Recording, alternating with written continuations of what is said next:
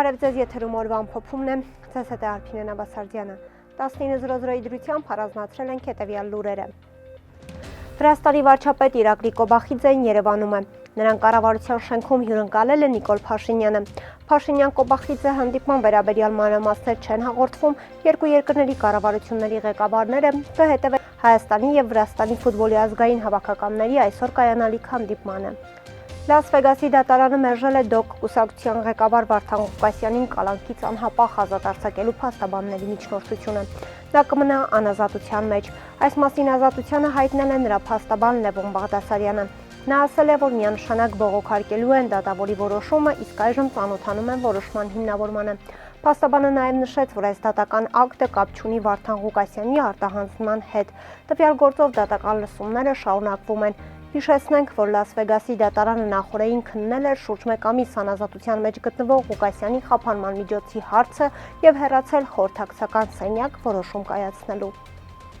Կառավարությունն այսօր ընդունել է միավորված ազգերի կազմակերպությունում Հայաստանի Հանրապետության մշտական ներկայացուցչությանը կից Հայաստանի Հանրապետության պաշտպանության հարցերով կցորդի մասին որոշում։ Արդյունքում ըստ կառավարության լրատվական վարչության հաղորդագրության Հայաստանը կունենա ՄԱԿ-ում պաշտպանության հարցերով կցորդ, ով կիրականացնի միջազգային կազմակերպության հետ ռազմական և ռազմաքաղաքական համագործակցության համադրման և կոորդինացման աշխատանքները, կամրապնդի երկկողմ փոխգործակցության մակարդակը, ինչպես նաև կներկայացնի համագործակցության հեռանկարային զարգացման վերաբերյալ առաջարկություններ։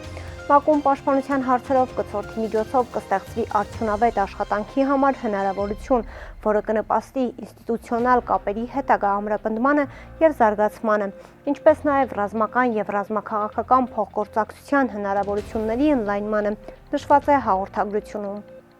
Գյումրու քաղաքապետի թեկնածու Ռուբեն Մխիթարյանին կանչել են ոստիկանության կենտրոնի քննչական բաժին։ Այդ մասին Մխիթարյանը հայտնել է Facebook-յան իր էջում ու հրապարակել քննիչի հետ խոսակցության ձայնագրությունը։ Հեռախոսազրույցի ընթացքում քննիչը հայտնում է, որ 2024 թվականի մայիսին պարեկտեն ակտ են կայացրել, համաձայն որի Մխիթարյանն առանց վարորդական իրավունքի վկայականի մեքենա է վարել։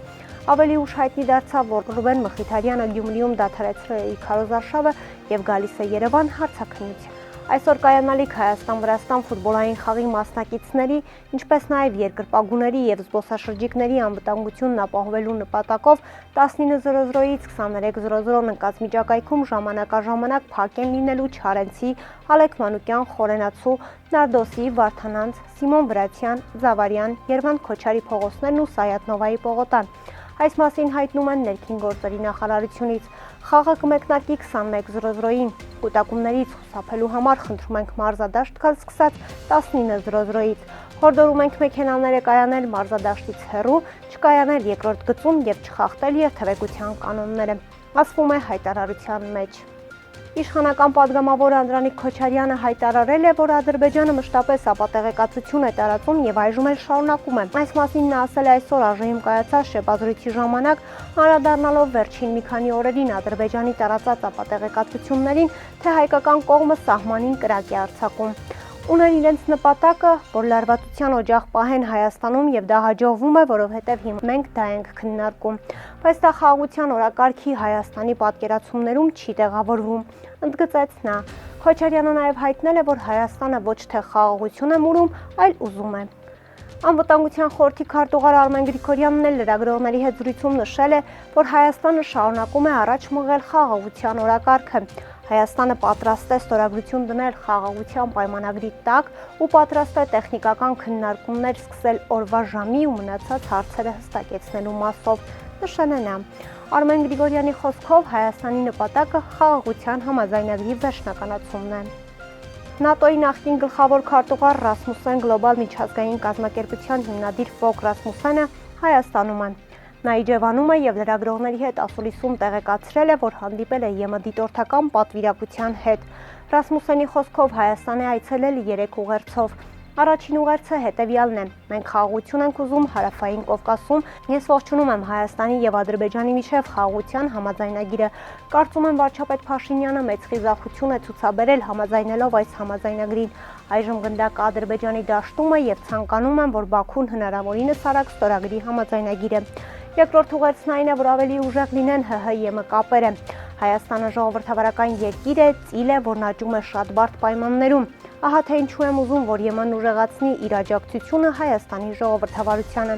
Երրորդ ուղերձ. ես օժանդակում եմ վարչապետ Փաշինյանի խաղաղության խաչմերուկ նախաձեռնությանը, ասել են նա։ Շամշյանքոմի փոխանցմամբ 3 արտակարգ դեպք է տեղի ունեցել Վայոց ձորի մարզում։ Ժամը 00:55-ի սահմաններում ոստիկանության Եղեգնաձորի բաժնում տեղեկություն է ստացվել, որ պոլիտրամա ախտորոշման Վայոց ձոր բժշկական կենտրոն է տեղափոխվել մի քաղաքացի,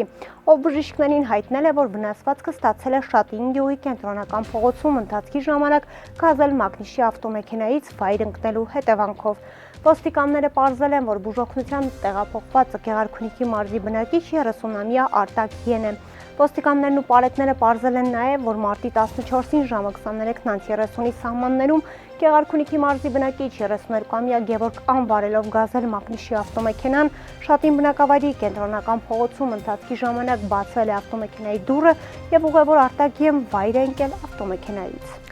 Այսօր մարտի 20-ին արտակարգ դեպք է տեղի ունեցել Արարատի մարզում ժամը 05:15-ի սահմաններում 911 ճգնաժամային կառավարման ազգային կենտրոնը հազանգ է ստացվել, որ երասկ բնակավայրում երկաթգծի կայարանի շարժակազմում հրդեհ է բռնկվել։ Ինչպես հայտնում է ֆոտոլրագրող Գագիկ Շամշյանը, հրդեհը բռնկվել է երասկ բնակավայրի երկաթգծի կայարանում կայանված մարդատար գնացքի 4 շարժակազմից բաղկացած երկրորդ շարժակազմի տանիքում։ Ըստ նախնական տեղեկությունների բարեբախտաբար տուժածներ չկան։ Հրդեհը կարճ ժամանակում մեկուսացվել, ապա մարվել է։ Այրվել է մեկուսի շերտից մոտ 10 քառակուսի մետր հատված։ Կհանդիպենք վաղը, առողջ եղեք։